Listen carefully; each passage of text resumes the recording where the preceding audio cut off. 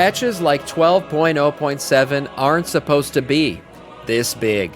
That's right, that's what she said, and that's what I keep saying about this patch, guys. For a 0.7 patch, there's a lot going on here. Tons of stuff in the game, new zones, new content, new world tier content coming from Legion Remix back into the game. So let's get into this one here from Bellular, all the shit coming in 12.0.7, how these are game-changing features. World of Warcraft, the game with a patch cycle so insane, I think I'm going to start selling you guys whiplash insurance. But okay, this is not a drill. The feature that we expected for the last Titan at the earliest may actually be with us in just 2 months. That's right. And oddly, it's not even in Blizzard's official update, but what we've seen data mined in patch 1207 is a heroic world tier. It's really cool. It's on the PTR build that just went live. It's all coming in patch 1207. And you know what?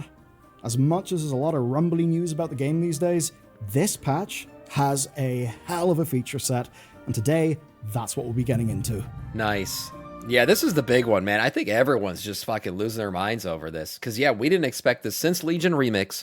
Everyone's been talking about bring world tier into the game, right? Bring the world tier challenges into retail. Let's play this shit out. It makes the world's content more relevant again. You don't have world quests that basically become irrelevant as soon as you get past champion level gear. So yeah, I think this is a good thing if they're actually doing it. Blizzard hasn't really announced this yet, though. All this shit came from data mining where we saw like world tier achievements, and then on the PTR, when you enter the portal, you can pick heroic. So for these new zones, so this is interesting. Let's Heroic see and what Mythic world Bellular tier knows then. about it. So it is located right here in the actual build. It's not available yet, but the way it works is that in the new patch's mini zones, there it is. Yeah, that's what I'm talking about. You get to choose your world tier. Now, in the actual game, you've got normal and heroic, but in the data mining, there's text alluding to a mythic tier as well. Right. We might not see that just yet, but hey, all the same, heroic world tier is a real thing. And it comes along with an achievement list that looks fairly similar to the Legion Remix version of a heroic world tier. There's mobs that'll have affixes to deal with, though we don't know just what kind of affixes yet. But if you played Legion Remix, you'll have an idea of what this is, but if you didn't play it, well, here's the short version. Mobs were all buffed to be substantially harder to kill. And what made them a real challenge was then the affixes that were applied. Some had a 40% stat buff, you'd have to stun them to dispel it, it was pretty neat. Others exploded on death, so just like those bastards dropping their grenades in Call of Duty 4 back in the day. Others summoned in Dangerous Lieutenant. I mean, so I think somebody mentioned this in chat. If you kind of think about it, the prey system was kind of like the world tier content. It's basically adding extra abilities to some mobs out in the real world and chances for other shit to spawn.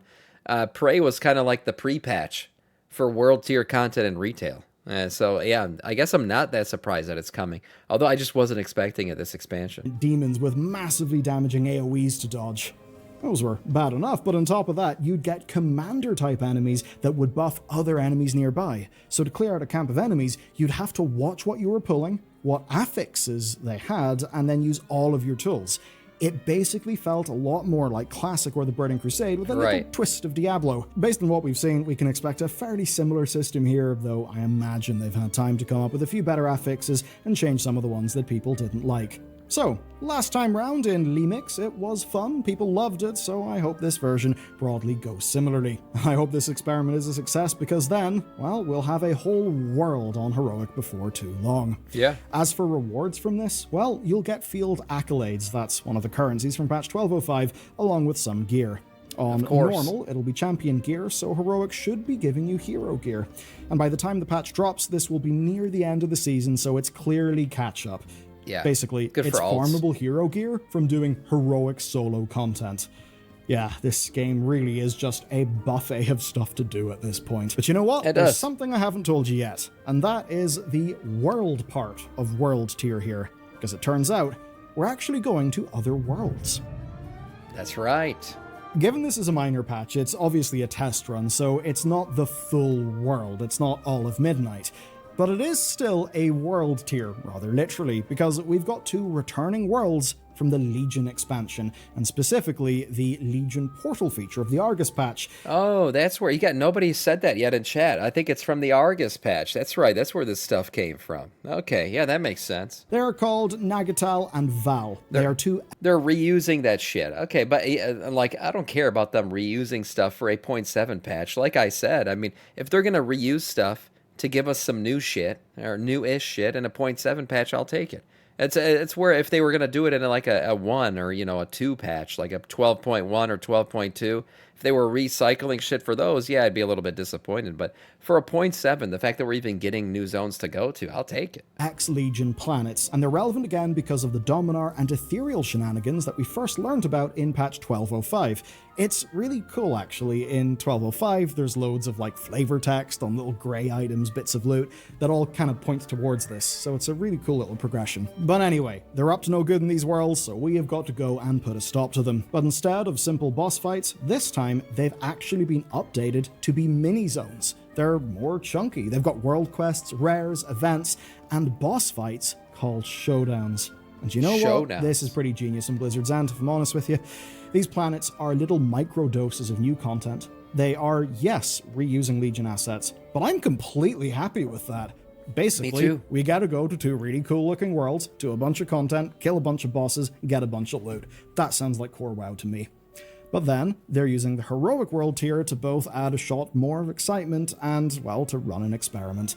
All with this one feature. My god, man, we have so many ways to get gear in Midnight, it's crazy. You got this world tier content stuff, right? We got the ritual sites that we just got added to the game. You got the praise system, you got delves, you got Mythic Plus, you got raid. What else? And there's so many ways to get gear now. It's crazy. It's like 50 different ways to fill out your vault. So, I mean, I guess the people who used to complain about variety or there not being other ways to gear out, that's no longer a complaint. I think Midnight's giving us the most ways to gear out we've ever had. So you know what? I think this is pretty damn smart. Obviously, that is assuming it works and is balanced, which in the current day of WoW is not really a sure thing, but if they stick the landing, I think these could be great. Hopefully the world quests and rares are a little bit more interesting than the usual fare. I don't think those are 2 words that get anyone frothing at the mouth to log in these days, but with the heroic world tier layered on top and a few more things, I think they will be able to pull it together. Yeah. And that's especially because Blizzard are getting good at reusing their old playbook with a few new twists, which is what brings me to the next thing in this patch, which is our new borrowed power. I will say one other thing about reusing some old assets that makes this better is maybe it's less likely to be broken, right? Like we haven't exactly had smooth patch launches lately, but if they're reusing something that's already in the game, they're just altering it slightly, maybe there's less of a chance that it's going to be broken, and we're going to get a decent launch on this patch. I wouldn't put money on it, but hey, maybe. Just maybe. This is an Omnium Folio, and we're all going to get one. And you know what? They kind of look familiar at first glance. It is another type of mid-season borrowed power designed to give endgame content just a last little push and make catching up a bit easier. Right. But this time, there is genuinely a twist. First thing, for the first time in a long time, it's not a piece of gear, so I guess Blizzard are trying to avoid the usual issues of the likes of, say, the Titan Belt and Cersei Circlet from the War Within. You see, the Omnium Folio is actually just a character buff that we power up over time. And honestly, I don't have a crazy amount to say about it right now. It's on the PTR, the numbers are obviously subjective. It's another tree of talents that you're going to look for what the hell, Wowhead tells you to put in it, and you're going to put those things in it, and then you're never going to think about it again. It's just another, thing to do. It's a thing to thing. Change, but as it stands, it seems like a fairly standard kind of talent setup. Yeah. There's a core rune, which is a choice between 2 different effects, and then over the weeks following launch, you'll be able to power it up with new options, which includes it's like the Nightmare Crucible, So the Netherlight Crucible, fairly simple, a flavorful enough way to power yourself up and get across the line at the end of the season. But I would at least say, if we've got a heroic world tier that we're going to be getting hero gear from, and if that stuff's going to be decently challenging, then a feature like this, I think, actually makes more sense than it traditionally would. Now, obviously, we have no idea if this is just a patch 1207 thing, or if it's something that will last the duration of this expansion. It may be nice to just have it the whole time for a change, but if they do that, it will create a few bumps. Are players excited by these random passive bonuses? No. No, definitely not. I think it's literally just there to get people to log in. There's clearly this cost, and I guarantee you this thing's going to be time gated, whatever this fucking currency is. So it's just going to be a reason to log in. I mean, it's like a cheap reason to make people log in, honestly. But it is what it is, whatever. So they'll have to smooth No, I'm over not with excited players about it. coming back to patch 12.1 who obviously wouldn't have this thing. But either way, it's good to see Blizzard trying something new with their mid-season power. It's like they got some kind of checklist of shit they got to have in every patch for a 0.7 or whatever, and like it's become the random borrowed power item. Like we had the Cersei circlet thing, we had the Titan belt thing. Like it's always these random 0.7 items. Now this is not an item, but it's still another like random borrowed power thing. I don't know what it is. They just love doing this. Bump. Okay, let's talk about The one of the cloak, ways you'll be yeah. able to spend that power in our new raid. I wasn't expecting any surprises with the raid, but Blizzard have managed it. There is a surprise. Now, we all knew that it would be one new boss the located in Reshi-Rat. Harrendar. We knew that the raid would be called Sporefall, but we didn't really know anything else. Though Blizzard did, of course, slip in an interview that So I thought this was the boss. Every time they talked about the Sporefall raid, they showed this image. So I thought this was the boss of the Sporefall raid. Turns out it's not. Turns out the boss actually looks way did, different. of course, slip in an It's a big interview boy. that it would have mythic flex, allowing 15 to 25 people into a mythic fight for the first time ever. Now, the surprise is this. The gear that it drops is mythic warbound gear. At least it is in the PTR. Who knows? Maybe this is a mistake that Yeah. won't make it to live, but it certainly has raised eyebrows. Is the idea here to clear it on alts to funnel gear to a main? Or is it for full mythic geared players to trade down to their alts? And given that it's warbound gear, does that just mean everyone will spam need on everything? Well, I have that's what I'm absolutely thinking. no answer to those questions because Blizzard have not said anything yet, and if this is an experiment, I would expect them to let us know fairly soon. At the very least, we'll find out whenever we actually get to fight Rotmire, and with Flex, maybe many, many more guilds we'll get to on Mythic difficulty as well. I certainly hope so. Trolls and Okay, I've Thrall. talked about features, but let's talk going about on with them? theme, story, some of the stuff that's going on in Azeroth. So, there's a fairly troll-heavy story in this patch, and perhaps in 12.1, we're not exactly sure. Makes sense. But along with that, we're actually getting some new lore walking. And it's quite neat. It's focused on the stories of the Loa, which means we dive into all the I think these lore walking things have been freaking amazing. So I'm excited for another one. I've been really enjoying doing these on stream. So yeah, a Loa one before the 0.1 patch, and everyone thinks 12.0.1 or 12.1, sorry, is going to be the Isle of Fangs, very much a Monty Troll centric storyline. So it makes sense that we're going to get a little bit of a Loa prelude to that patch. I'm excited to do this. I think the Loa are cool. disparate troll tribes. Now, Lily is taking over from Cho as assistant lore walker, we'll see which is a great way to Bwansamdi. give us more time with a fan favorite character. No offense to Cho, of course, we do love him as well. You may not know, but his voice actor Jim Cummings is also Winnie the Pooh. Now, the troll lore walking is the one they didn't know announced, that. but data mining has also uncovered a thrall lore walking. That would be pretty neat. And as sad as it is that there are players who don't know Thrall's story, you know what? I think this sort of thing just makes perfect sense to connect all of his bits of story together. From what we can tell from data mining, we've got the likes of his time in Durnhold, which basically is a human internment camp. You know, hey, Konesia, you said that. As soon as I said I didn't know that, I'm like, actually, I think he said that in one of his previous videos, but I just let it sit there. And I can always count on chat to fucking tell me, actually, no, you did. Yeah, the Winnie the Pooh actor, I could totally hear it. You know, once you think about it, he definitely does sound like Winnie the Pooh. No. Which makes lore walking that much better. An orc internment camp ran by humans. From there all the way through to Cataclysm and the killing of Garrosh, he's He's dude done a who has lot, seen and done a lot. So to have that all in one place would be absolutely awesome. But of course, lore walking is about the past. It exists to give us context and to help us experience stories. I think But it lore does walking's that great. in order to make the current stories land. So let's talk about 1207's new story. 1207 story is going to have a lot of troll-related stuff. You may have remembered whenever you were questing around Zolaman that there is just a little body of water, and on the other side of that, a huge island. Yeah, so the trolls, elves, and Haranir basically end up in this patch coming together to talk about the past, and that somehow leads to us and our future patch island. of course, if you've watched this lore video that we did, you'd know about some of that past lore. And Taliesin and Evitel had that whole interview with one of the directors from Blizzard or whatever, and he said the same thing. That, you know, Taliesin at the end of the interview told him, "Hey, would logging out at the end of the bridge, looking at the Isle of Fangs, be a good idea? You know, to log out there before the next patch goes live?"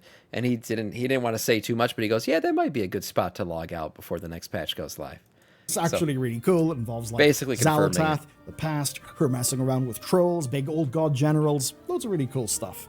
Now, there is a lot of talk from PTR, and I don't want to just do the story dirty by pulling noteworthy bits out of their context and just blasting them to you. But what I can say is that it focuses on Zul'Jan. That's a character many people are invested in, so hopefully this ends up being a good thing. Now, I can also say the last chapter is called The Battle of Atal Utek. That's this big island, the one that the most recent Blizzard interview heavily alluded to. And from the context, it seems we'll be finding out about a past battle, and perhaps a future patch, say 12.1, will be properly located on that island. Yeah, and I definitely think if so. that is what's going on, then having more like prologue and sort of lead-in story, that is always a good thing. Because if there's one thing WoW's A plot tends to suffer from, it's having nowhere near enough runtime. Right. But what's more important than any of that is, of course, the property market. No, I'm joking. Okay, we're going to talk about some housing updates. There's some pretty neat ones. Now, most importantly, Blizzard says they're aware of the flooring issue, and they'll hotfix it as soon as they can. But for 12.07, well, we are getting a long-awaited feature, which is outdoor lighting. Now, there's one restriction. Lights can't overlap. This is obviously a performance thing because as soon as you are stacking lights on top of each other en masse outside, it is just a recipe for disaster. Break the entire but server. thankfully, we can see they've designed some good UX for that. Now, on top of this, they've also added in 100 bits of new common decor to the decor vendors, which is certainly good. It's a lot of decor, and some of them are incredible additions.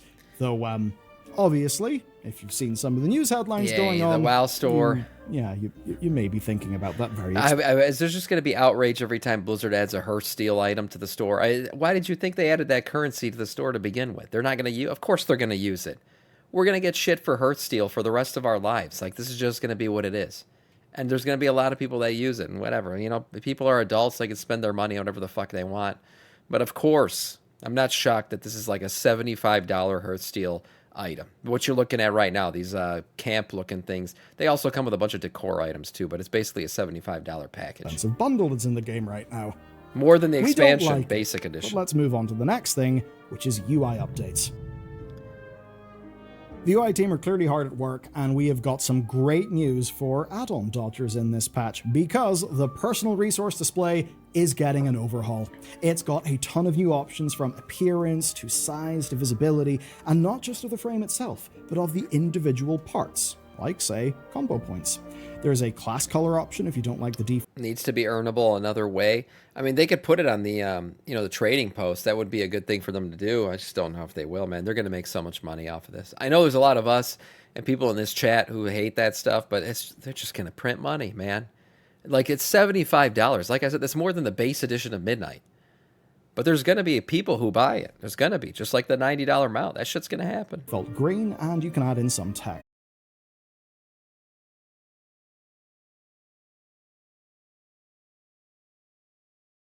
On the actual functionality of that feature, at least not ones that we've found on the PTR. Hopefully, though, it's a bit more reliable than it has been recently. That's still not it for features. We're almost caught up, but there's a little more to go. Timewalking's catching up fast because Dragonflight has now been added to the feature, which definitely makes me feel old. The Turbulent Timeways event is also back as well, though, and that'll be giving a huge XP boost and, of course, mounts for your alt leveling. Now, it does not include the Dawn of the Infinite's mega dungeon, sadly. This mount, by the way, is freaking amazing. This new Timewalking mount, I'm glad they're giving Timewalking some love for sure, because it deserves it.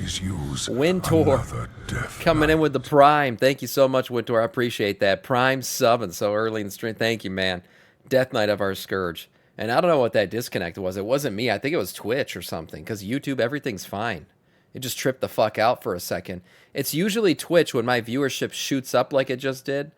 That's usually what it is. So I guess they fixed it, whatever. Dropped and came back. We're good now. Thank you for the sub, Wintor. That thing's awesome. And given that Algrathar Academy is in the current seasonal rotation, I really doubt anyone's in a rush to do that in Timewalking, but hey, at least they're adding in the spawn of Veranoth mount, which certainly looks cool. Though to be honest with you, it's a little bit weird. I mean, we know Veranoth, we've had a few chats with her, don't know where she's been lately, but it would be a bit strange if we kind of rock up saying, hello Veranoth.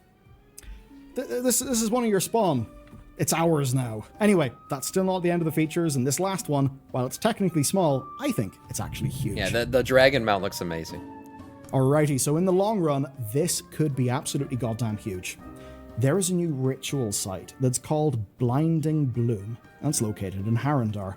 And also, ritual sites are getting a new difficulty option. We are going to see Tier 6 difficulty, Yeah. and to activate Tier 6, you will need to activate 6 challenges, which is getting into the territory of being brutally hard. But here's the big thing. As a reward, they will drop 5 myth crests. And that does mean there is now a solo farmable way myth crest. to get myth crests. And Damn, I didn't know this. This is actually huge. I wonder what it gives you from Vault, because already Tier 5 gives you 269 item level gear. Are they going to give us myth track gear from ritual sites? Holy shit. This is great. This is solo content. And like, I know this is solo, but honestly, if you go in and do these with 5 people, they're freaking easy. So I have a Tier 4. Yeah, I do Tier 4. We did Tier 5 the other day with all the challenges on with a 5-man group, and it was cool. But I wonder if Blizzard plans on making this like a feature going forward. Ritual sites, I think, have been a pretty popular ad so far. So we'll see. This is great, though, man. Nice way to get some myth in World of crests. Warcraft. Now, of course, at this point, gearing in WoW is close to just being blown. That would kill wide delves. open. There is a problem with that right now, Ghost. Already, ritual sites right now for a solo player give better gear in your vault than delves do, even with a bountiful coffer key equipped delve. The ritual sites are still better right now. So I don't know if they're gonna have to buff delves to keep them relevant or what. But yeah, if you go to Tier 6 and it gives higher than 269 in your vault, I don't see a reason to do delves anymore. The only thing you can't solo fully is myth gear. At least via this, you can get myth crest, which could be useful for the odd upgrade if you happen to find some myth gear, maybe from your great vault, but certainly it'll be nice for the people who just want to craft a bunch of myth gear. Now, of course, there's every chance this is just a thing for the late season period of time. Blizzard clearly likes having a season open up in multiple parts. We saw 1205 adding ritual sites in the Void Forge. Thank you for Now the hype train, 1207 is guys. bringing more to the ritual sites. It's bringing showdowns, the new planet things, and of course, with those showdowns, farmable hero gear, and then the folio. So lots of power boosts here. So who knows, maybe farmable myth crests will not be a thing at the launch of patch 12.1, but we'll just have to see how the experiment goes. Though, we should probably keep our eyes on this patch instead of the next one. There's a good reason why. Patch seems good, but... Oh, what's the but? So look, being honest with you, this seems like a real solid patch, It does. least in terms of its features. The heroic world tier alone ranks as a super important one, and the idea of 2 mini zones feels really cool for a mid-season patch. Yeah. Especially when they're reusing Legion worlds in a way that is great for lore and that saves the team resources. I think that's genuinely a win-win for everyone. And maybe thanks to that, 1207 will launch in an acceptable state. But after the response to the last patch between the bugs and the balance, I think it's obvious that the goodwill of most players for this expansion is beginning to run dry. And oddly enough, it's not because of the content or the gameplay, it's basically because of the quality of the service. I'll be honest, I think Blizzard really needs to get this freaking patch out pretty smoothly.